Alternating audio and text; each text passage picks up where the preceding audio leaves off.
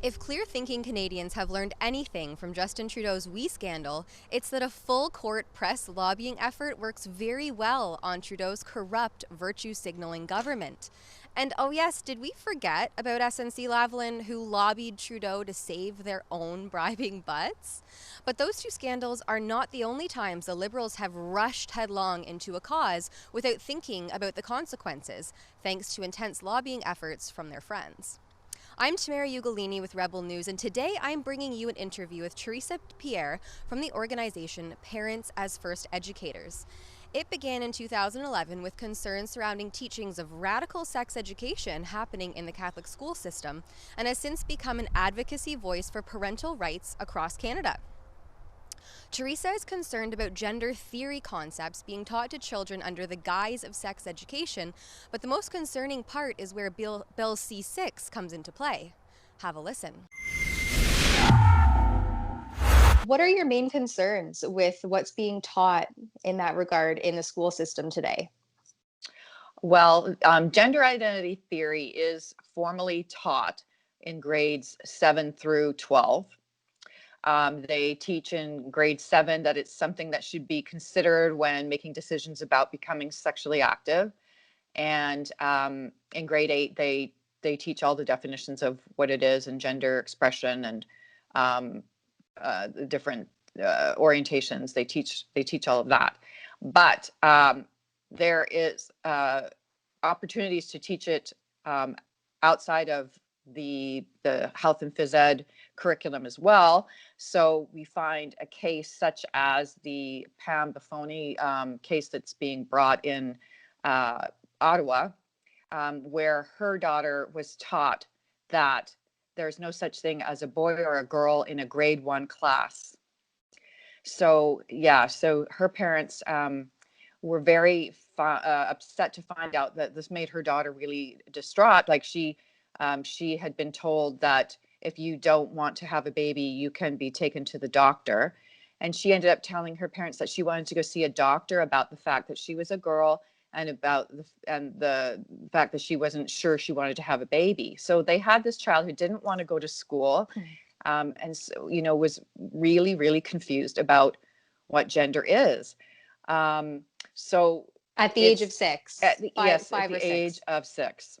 Wow. Yeah, and that's just the tip of the iceberg of the cases that we're hearing about. And so in that instance, then biological sex or biological gender isn't being taught then. It's simply that this is a fluid thing and that it doesn't exist, or it only exists as a social construct. Is that? That that's right. That's right. And so you have one of your action items that I was able to find on your website Hmm. is the No Gender Identity Theory, or the No Git campaign. And that notes these sorts of failures and shortcomings that you've mentioned, where this theory is actually being taught in younger grades. And so, how can parents become better advocates against this theory that's being taught to their children, especially, like you note, at such a young age, very impressionable, formative times for these young children? So we feel really that it's important for parents to take the bull by the horns and go and speak to the teachers of your children at the beginning of the year, ideally, and let them know that you don't want your children taught this, that you would like them, if it's going to be taught, you'd like other arrangements to be made, that the children don't have to be in the class. They can be placed elsewhere and brought back in later. Um, and it just, it informs teachers that there are parents who, really don't want this and see it as a very negative outcome for their child. And that there's a boundary there that And the perhaps some parent, families that's are right. comfortable with them crossing. Can you speak or touch on any of the repercussions of such a therapy on the health of a forming pubescent adolescent? Right. Yeah. So what we see when they start the kind of cross-sex hormones, that they will gain a lot of weight. There's the case of Sydney Wright from South Dakota, who explained, all the effects that she had to the press and to Congress. She said that it made her have some blood disorder, and that she was so worried about that she got a second opinion, and they told her that she could risk death if she continued on that on those hormones. So she did stop. She, will permanently have the features of a man now. So she's kind of caught in no man's land in a way. Um, and it can also risk various types of cancers. And so it's and as well as bone growth disorders. Wow, that's Yeah. quite the extensive list, and I'm sure it probably even extenuates from there. Yeah. Now, I didn't realize that a lot of these teachings actually don't fall within the scope of physical education or health classes, that they spill over to assemblies and school events, even teachings and library readings. Can you share any horror stories apart from what you've already shared with parents who have found this to be true at their school, and what teachings are being taught to their children without their consent? Yes, there is the case of the fifth grade teacher in a Catholic school board in Toronto, who last year was reading books such as Sparkle Boy and A Tale of Two Daddies to his fifth and sixth graders. And then there's a father who found that there was a book on display in the foyer of the school called Princess Boy. And he went and spoke to the principal about it and asked that not be read. And he, in fact, filled out a form very similar to our gender identity instruction form, and let the principal know that he didn't want any instruction like that for his child. And they did take the book down from the Oh, good. display in the school.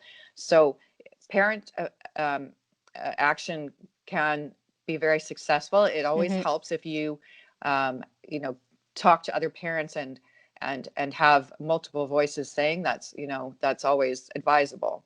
Right. And your organization has expanded its focus now from just strictly being on the school board and issues within the school system. It's taken on a more far reaching mandate that advocates nationally for parental rights. So, how have your advocacy points evolved through the course of the last few years, and in terms of legislation, especially as we see recently with the Liberal government?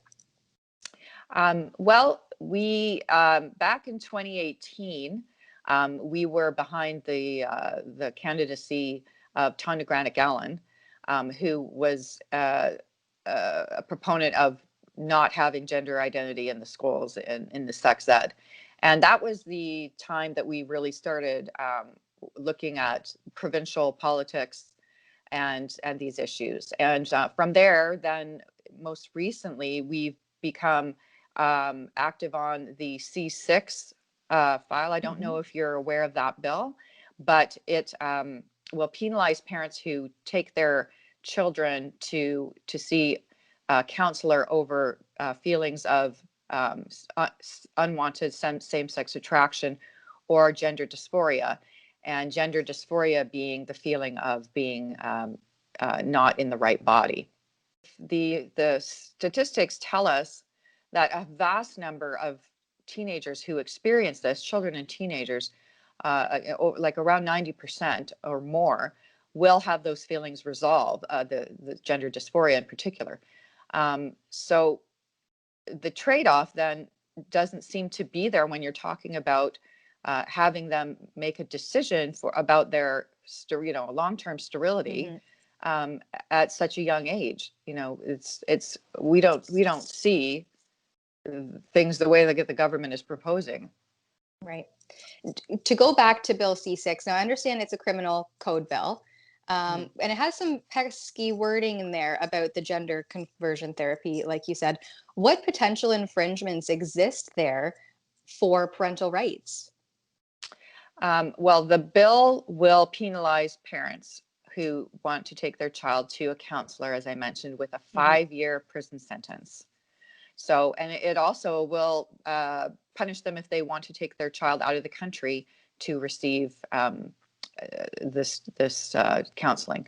So it's a pretty stiff fine. And again, when you're talking about parents who are just want to do the best for their child long term, we think it's completely inadvisable of the government to be pushing Mhm. this on parents. Right, and especially if they'd like to explore multiple avenues or multiple options.